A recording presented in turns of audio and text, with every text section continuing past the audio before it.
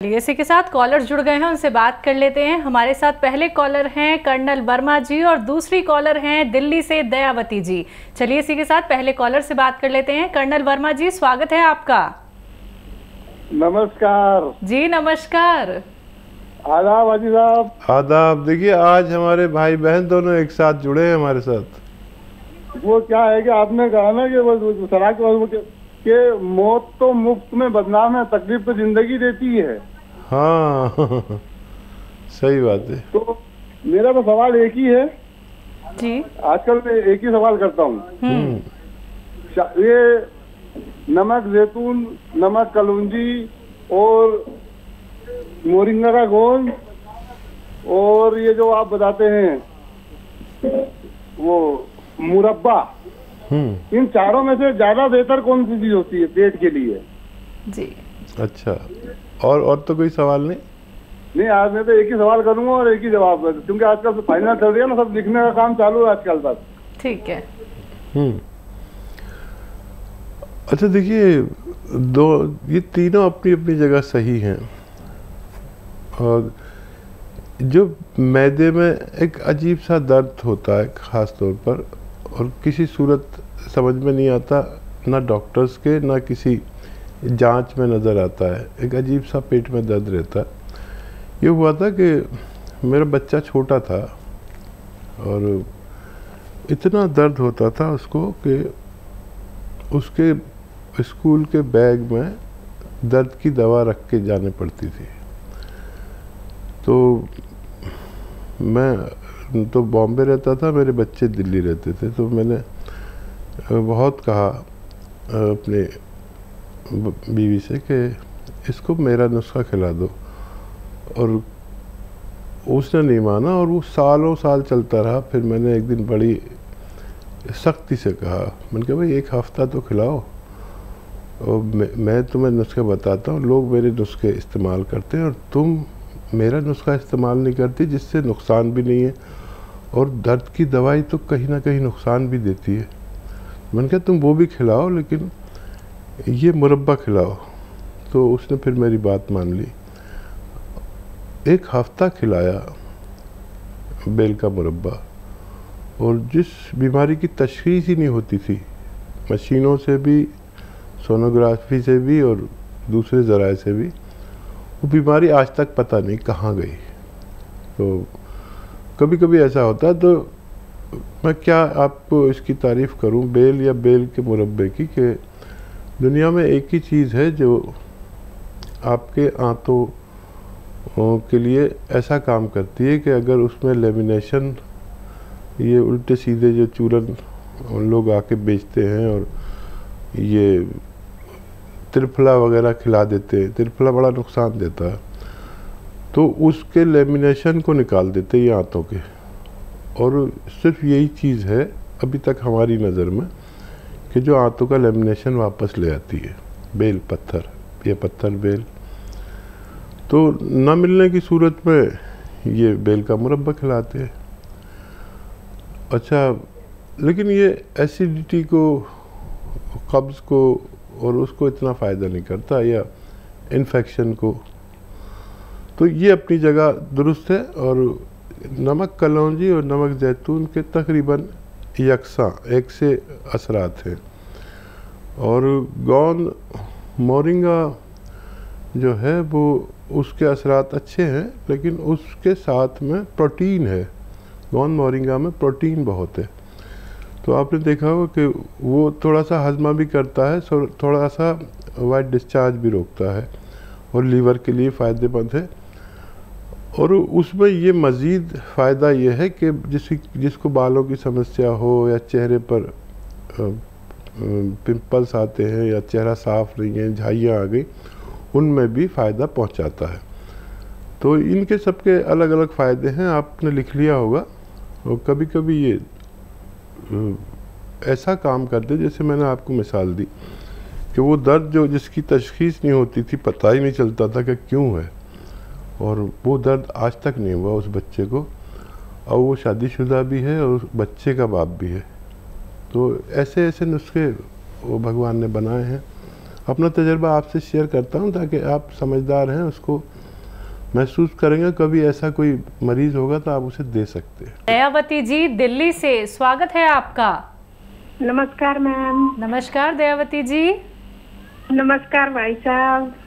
जय हिंद। देखो भाई साहब, आज भगवान ना हमारे साथ बैठे, हम सारे बहन भाई एक साथ इकट्ठे हो गए। अच्छा। और कैसे हो भाई साहब?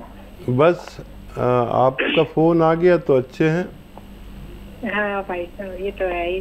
और मैं ये पूछ रही थी भाई साहब, ये जो लीवर है ना, लीवर में गर्मी और खाना हजम नहीं होता, पानी पीने में भी इन्फेक्शन होता है पेट में, और जो है खाने की इच्छा ही नहीं होती। अगर जबरदस्ती खा लिया तो मतलब वो हजम ही नहीं होता, पेट में ऐसे रखा रहता है और बहुत तकलीफ होती है पेट में।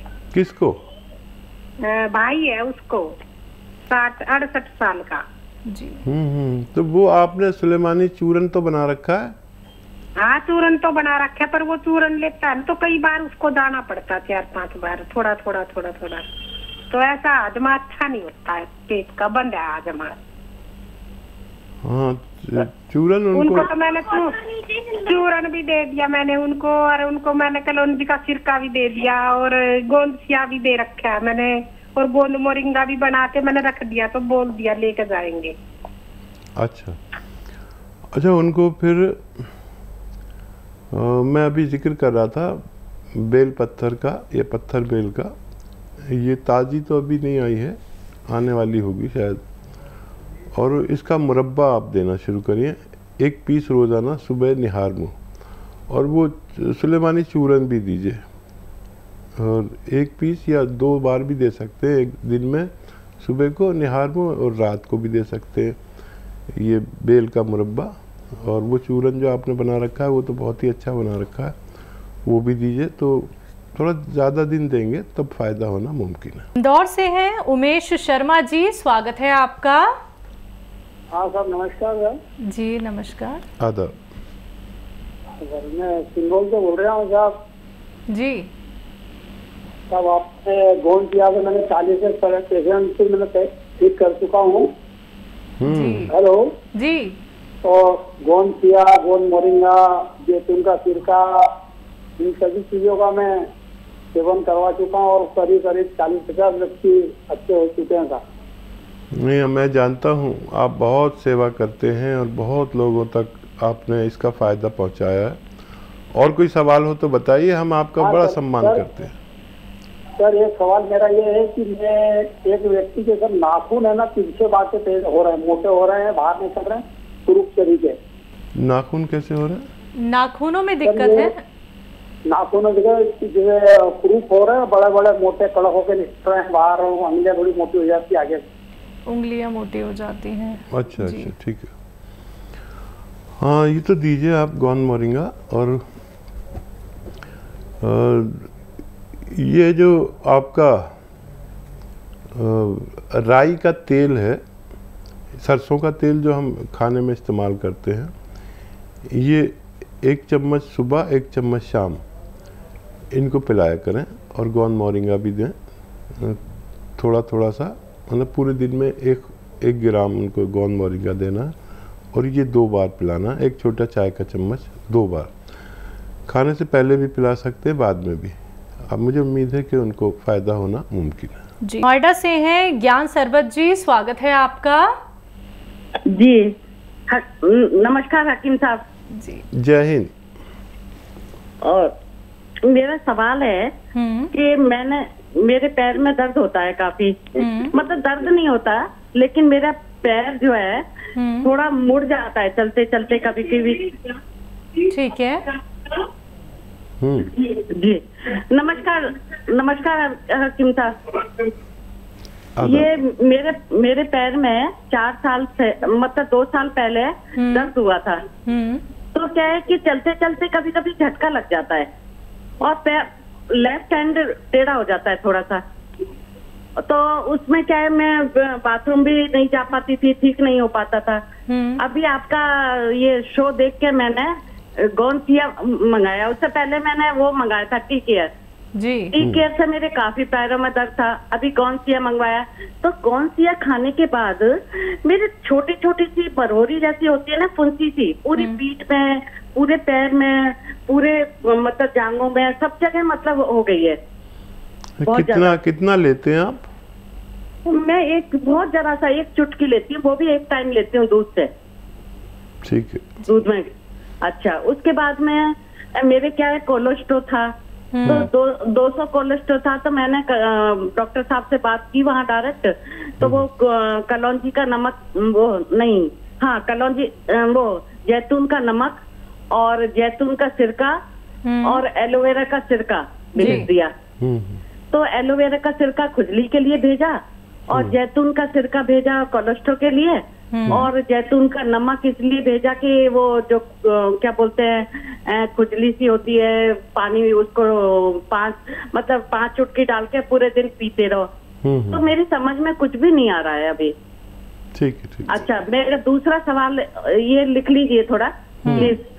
और दूसरा मेरा ये है कि मेरे हस्बैंड को सिर में शंट डला हुआ है, तो मेरे शुगर भी है उनको और बीपी भी है, सब दवाइयाँ बहुत दिनों से चल रही हैं, लेकिन खुजली बहुत ज्यादा है और चकत्ते से पड़े हुए हैं, वो नहीं ठीक हो रहे। बताइए इनका सवाल। एक तो इनको कोलेस्ट्रॉल बहुत बढ़ा हुआ है हकीम साहब।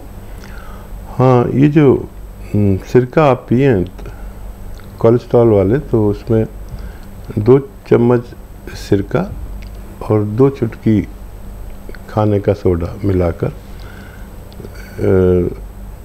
1 बार या 2 बार पिया करें। कोलेस्ट्रॉल ज़रूरत के मुताबिक आना मुमकिन है। गौनसिया का इस्तेमाल कर रही हैं, कहना है कि छोटे छोटे दाने हो गए हैं। हाँ जी। गौनसिया के साथ 1 चुटकी में जितना खाने का सोडा है वो खा लिया करिए, आपकी समस्या का निदान मुमकिन है। जी। हस्बैंड के लिए है कि शुगर है, बीपी है, खुजली की शिकायत है। हाँ, उनको कोई दवा नुकसान देती है जो एलोपैथ उनकी ले रहे हैं, और उसके नुकसानात रोकने के लिए और शुगर कंट्रोल के लिए जो सिरका उनके लिए है, उस सिरके में 1 चुटकी खाने का सोडा मिलाकर उन्हें पिलाया करें। उनकी ये चकत्ते वाली शिकायत भी अच्छी होना मुमकिन है और दूसरे रोगों में भी फायदा मुमकिन है। नेक्स्ट कॉलर है एमपी से पूनम वर्मा जी, स्वागत है आपका। हाँ, बताइए। हमारे पिताजी को ना सांस की प्रॉब्लम है और मतलब बहुत ज्यादा सांस चलता है और खांसी भी बहुत आती है। उम्र कितनी है उनकी? एज है 49। हाँ, देखिए, एक नुस्खा लिख लीजिए, पिताजी को बना के दें, और वो ये है कि एक दवा है जिसको सपिस्तान कहते हैं। सपिस्तान 100 ग्राम, और एक दवा है जिसको उन्नाब कहते हैं, उन्नाब भी 100 ग्राम। उन्नाब की गुठली निकाल कर इस्तेमाल किया जाता है। बारीक सी गुठली होती है, लाल सा बे टाइप होता है ये उन्नाब। सपिस्तान 100 ग्राम, उन्नाब 100 ग्राम, अलसी आप जानते ही हैं, वो भी 100 ग्राम ले लें। ये 300 ग्राम चीज़ें हो गई। अब आपको अपने किचन के गरम मसालों में से 30 ग्राम पीपलें लेनी है। पीपलें या पीपला मूल भी कहते हैं, 30 ग्राम। और ये तीनों दवाइयाँ 300 ग्राम। इनको पाउडर बना के पिताजी को सुबह खाली पेट 1 चम्मच गर्म पानी से पिला दिया करें। 1 चम्मच, छोटा चाय का चम्मच, टीस्पून जिसे कहते हैं। और बहुत ज़्यादा हो तो रात को सोते समय भी गर्म पानी के साथ इन्हें दे दिया करें। खट्टी चीज़ें बंद करा दें और आपके पिताजी को फ़ायदा मुमकिन है। अगले कॉलर है महाराष्ट्र से स्वप्निल, स्वागत है आपका।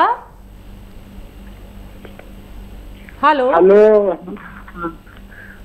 हाँ हकीम साहब, मेरे जो पीछे से गर्दन से लेकर राइट साइड सिर में जैसे अंदर की जो रक्त बहती है वो नलिका जो ऐसा चिपक गई है ऐसा लगता है, और अंदर कोई बीमारी है ऐसा लगता है, जो और भी नसें होती है वो चिपक गई ऐसा लगता है। और जो कहीं मैं ऐसे साइकिल पे दूसरे गांव पे जाता हूँ तो मुझे कोई छू रहा है वैसा लगता है, और अंदर ऐसा डरता है जैसे कीड़े मकोड़े भोरे के पास मदला साइड रहता है ना, भोरे के पास तो वो खुद जाता है, कीड़े मकोड़े चलते हैं ऐसा लगता है, अंदर ऐसा चिपक गए ऐसा लगता है। मैं फिजियोथेरेपी बहुत बार करता हूँ, फिर भी कुछ देर के लिए अच्छा लगता है, फिर वो जैसा का तैसा ही लगता है। ठीक है, उम्र बता दीजिए अपनी। 25 होगी। 25। ठीक है, आप याद रखें कि फिजियोथेरेपी किया करें, जो मैं बताता हूँ वो ज़रूर करें, और गोंद स्याह खरीद लें, असली वाला। अच्छा, बहुत नकली मिलता है, ये इस कदर नकली मिलता है कि मैं ये भी नहीं बता सकता कि असली कहाँ मिलता है। ये 100 ग्राम खरीद लें और आधा ग्राम रोज़ाना आप दूध के साथ नाश्ते के बाद बस एक बार खा लिया करिए, आपको फ़ायदा होना मुमकिन है।